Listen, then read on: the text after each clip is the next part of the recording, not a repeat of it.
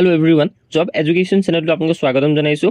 ইতিমধ্যে বহুত বেছি ভাল খবৰ অসম লোকসেৱা আয়োগৰ ফালৰ পৰা আপোনালোকৰ নটিফিকেশ্যন আহি পৰিছে আৰু যিসকলে বহুত বেছি খবৰ লৈ আছিল কেতিয়াকৈ এডভাৰটাইজ আহিব আৰু ফাইনেলি আহি পৰিছে। আজি সকলোখিনি কথা ইয়াতে দাঙি ধৰিছে আৰু ইয়াতে যদি চোৱা যায়, the Assam public service commission will conduct the prelims examination of the combined competitive examination 2025 আৰু ইয়াতে উল্লেখ হৈছে for screening of candidates for the examination for recruitment to the service post as per the actual number of vacancies shown below অর্থাৎ আমাৰ যিখিনি actual number of vacancy আছে সকলোখিনি ইয়াতে দাঙি ধৰিছে in accordance with the Assam Public Service Combined Competitive Examination Rules 1989 amendment till 2023 এই মৰ্মে আপোনালোকৰ সকলোখিনি APSC উল্লেখ কৰিছে আৰু লগতে ইয়াতে যদি actual number of vacant post কিমান আছে vacancies যদি চোৱা যায় grand total আমাৰ APSC ৰ কাৰণে আছে 45 টা বাকি আপোনালোকে ৰিজাৰ্ভড যিখিনি ওপেন কেটেগৰী থাকে সকলোখিনি ইয়াতে ডিস্ট্ৰিবিউট কৰিছে আৰু লগতে ৰিজাৰ্ভ ফৰ এক্স সাৰ্ভিসমেনৰ কাৰণে ইয়াতে ডিস্ট্ৰিবিউট কৰিছে।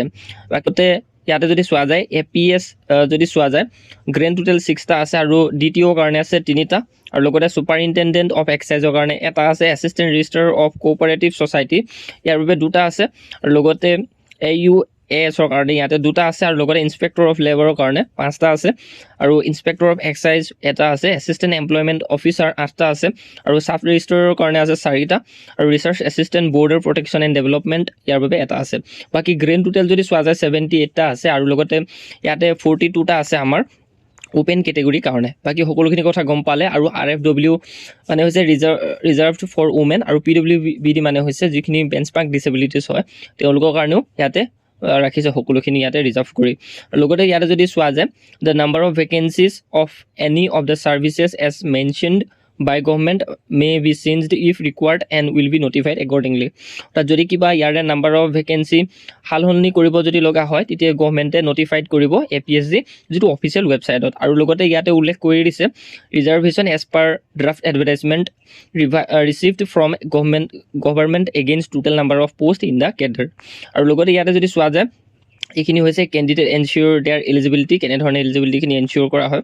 বাকী যদি চোৱা যায় ইয়াতে প্ৰিলিমছ এক্সাম যিখিনি এক্সামিনেশ্যন চেণ্টাৰ হয় এইখিনি সকলোখিনি নিজৰ ডিষ্ট্ৰিক্টতে হয় প্ৰায়, আপোনালোকে গম পাইছে ডিষ্ট্ৰিক্টখিনি উল্লেখ কৰি দিছে।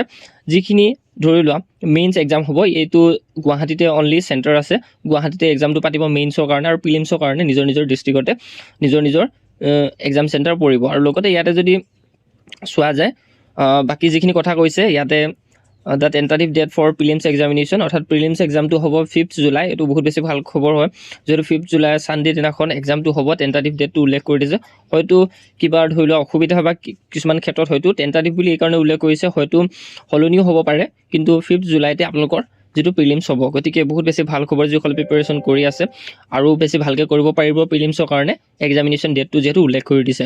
আৰু লগতে পে স্কেলটো যদি ইয়াতে যদি চোৱা যায় পে স্কেলটো যিটো আপোনালোকৰ কেডাৰ পোষ্ট সকলোখিনিৰ কাৰণে উল্লেখ কৰি দিছে। বাকী সকলোৱে জানে কিমান পে স্কেল থাকে, কিন্তু এইখিনি কথা কৈ আমি সময়টো নষ্ট নকৰোঁ। বাকী যিখিনি ইম্পৰ্টেণ্ট কথা আছে লগতে ইয়াতে বহুতখিনি এবাৰ পেটাৰ্ণ চেঞ্জ হ'ব বুলি উল্লেখ কৰিছিলে, সেইখিনি কথা আমি আলোচনা কৰিলে বহুতখিনি টাইমটো ভাল হ'ব চাগে। আৰু ইয়াতে যদি চোৱা যায় অনলাইন এপ্লিকেশ্যন ছাবমিট হ'ব আপোনালোকৰ 12টা বজাৰ পৰা যিটো 13 এপ্ৰিল আৰু লগতে 3 মে'ত হ'ব আপোনালোকৰ লাষ্ট ডেট 5টা বজালৈকে আৰু যিটো 5টা বজাৰ পিছত লিংকটো ডিচেবল হ'ব বুলি উল্লেখ কৰিছে। বাকী সকলোখিনি আপোনালোকৰ প্ৰেছক্ৰাইব কৰি দিছে। এপ্লিকেশ্যন ফি ক'ত কিমান হয় এভেইলেবল থাকিব এপেণ্ডিক্স 1 যিটো পেজত। অৰ্থাৎ যদি চোৱা যায় ইয়াতে আমি সকলোখিনি গম পাইছোঁ যে ইয়াৰ বাবে কি এলিজিবিলিটি লাগে সেইখিনি কথাও জানো, PWBD মানে কি হয় সকলোৱে জানো। বাকী ইয়াত এপ্লিকেশ্যন ফিটো যদি চোৱা যায় আপোনালোকৰ জেনেৰেলৰ কাৰণে 297 হ'ব, CSC ছাৰ্ভিচ যিখিনি চাৰ্জড হয় সেইখিনি লগ হৈ পিনে 297 আৰু OBC MOBC কাৰণে 197.20। বাকী এইখিনি SC ST BPL candidate PWBD আৰু লগতে ওমেন কেণ্ডিডেট কেটেগৰী সকলো কাৰণে 47.20 হ'ব। আৰু ইয়াতে উল্লেখ কৰি দিছে যিটো এলিজিবিলিটি আপোনালোকে যদি চায় যিটো এলিজিবিলিটি গম পাইছে 21 ইয়াৰ্ছ হ'ব লাগিব, তাতকৈ ধৰি লোৱা সৰু হ'লে নহ'ব, 21 ইয়াৰ্ছতকৈ সৰু হ'লে নহ'ব, 21 হ'ব লাগিব আপোনালোকৰ এজটো। আৰু যদি 21ৰ পৰা 38 ইয়াৰ্ছলৈকে এজটো ইয়াতে কেলকুলেট হয়। বাকী 1 তাৰিখ 1 মাহ 2025 এই ডেটটো মৰ্মে আপুনি কেলকুলেট কৰি ল'ব পাৰে। আৰু ৰিলেক্সেশ্যন থাকিব যিহেতু ৰিলেক্সেবল হ'ব, ইয়াতে সকলোৱে জানে যে ৰিলেক্সেবল কিমান থাকে। আৰু লগতে ইয়াতে আমি যদি চাওঁ ষ্টেজেছ অফ দ্য এক্সামিনেশ্যন, অৰ্থাৎ আমাৰ কি কি ষ্টেজেছ হয়, প্ৰিলিমছ হয়, মেইনছ হয়। প্ৰিলিমছৰ কাৰণে আপোনালোকৰ MCQ থাকে, আৰু মেইনছত কি কি থাকে, ৰিটেন, ইণ্টাৰভিউ, পাৰ্চনেলিটি টেষ্ট থাকে।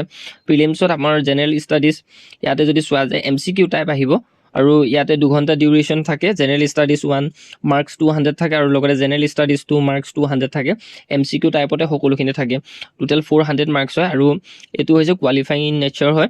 আৰু যদি নেক্সট যদি আমি চাওঁ মেইন এক্সামিনেশ্যনৰ কাৰণে, যিটোত আপোনালোকৰ the main examination কনজিষ্ট of written examination, interview, personality test, আৰু যিটো ৰিটেন এক্সামিনেশ্যন আপোনালোকৰ সকলোখিনি উল্লেখ কৰি দিছে ইয়াতে। নেক্সট যদি চোৱা যায়, পেপাৰ 1ত থাকিব এছে টাইপ থাকিব, টাইপ অফ পেপাৰ, আৰু লগতে মাৰ্কছ 200 থাকে, ডিউৰেশ্যন 3 আৱাৰ, আৰু পেপাৰ 2 to 6 ইয়াতে জেনেৰেল ষ্টাডিজ থাকে, 250কে ইয়াতে থাকে মাৰ্কছবিলাক প্ৰত্যেকখন পেপাৰত, আৰু 3 ঘণ্টা সময় থাকে।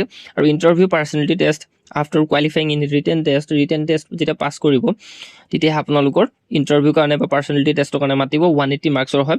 টোটেল যদি চোৱা যায় 1680 মাৰ্কছ থাকে, আৰু এইখিনি হৈছে আপোনালোকৰ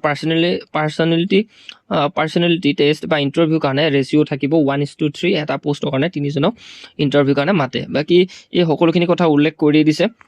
আৰু এতিয়া ইম্পৰ্টেণ্ট কথাটো হ'ল কি, যিখিনি আমাৰ ধৰি লোৱা এইবাৰ যিহেতু বহুতখিনি এক্সামৰ পেটাৰ্ণটো চেঞ্জ হ'ব বুলি কৈছে, আমি ধৰি লোৱা আগতে যেনেধৰণে পেটাৰ্ণ দেখিছোঁ APSC যিখিনি প্ৰিভিয়াছ পেপাৰ হয়, সেই মৰ্মে বহুতখিনি ফ'ল' হ'ব। বাদ বাকী তাতে কিছুমান নতুন নতুন আপোনালোকে দেখিব পাৰে, কিছুমান বিশেষ কথা আৰু নতুন বিশেষ কথা আমি আৰু বেছি জানিব লাগিব। তেতিয়া আমাৰ এক্সামটোক লৈ বহুতখিনি আমাৰ ছাকচেছ ৰেচিঅ'টো আগবাঢ়ি থাকিব। কাৰণ যিখিনি ধৰি লোৱা পেইড কৰ্চত পঢ়ায় তাৰ উপৰিও আমি বহুতখিনি জানিব লাগিব উপৰিও। আৰু সেইকাৰণে ইয়াতে মাননীয় হিমন্ত বিশ্ব শৰ্মা ছাৰে সকলোখিনি কথা উল্লেখ কৰি দিছিলে যে বহুতখিনি এইবাৰ সাল সলনি কৰা যাব। কাৰণ ধৰি লোৱা কোচিং চেণ্টাৰত যিবিলাক পঢ়ায় তাৰ পৰিৱৰ্তে আমি কাটিব লাগে, তাৰ বদলি আমি নতুন টপিকবিলাক ল'ব লাগে।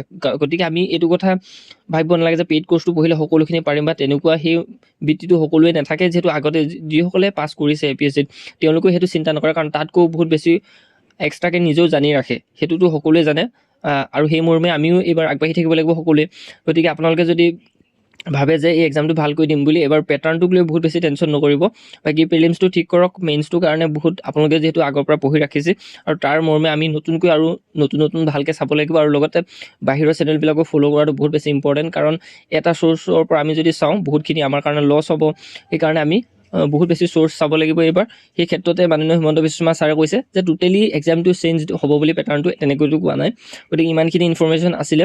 আৰু যদি কিবা নটিফাই কৰে বা কিবা নটিফিকেশ্যন বা এক্সাম পেটাৰ্ণক লৈ পিনে, তেতিয়া আমি সকলোখিনি কথা এই চেনেলত ডিছকাছ কৰিম। যি হ'লেও আমি এইখিনি কথা আলোচনা কৰিলোঁ। আপোনালোকে নিজৰ পৰা চেনেলটো ছাবস্ক্ৰাইব কৰি ৰাখিব। যদি কিবা ইনফৰ্মেশ্যন নতুনকৈ আহে নিশ্চিত ৰূপে দিবলৈ চেষ্টা কৰিম।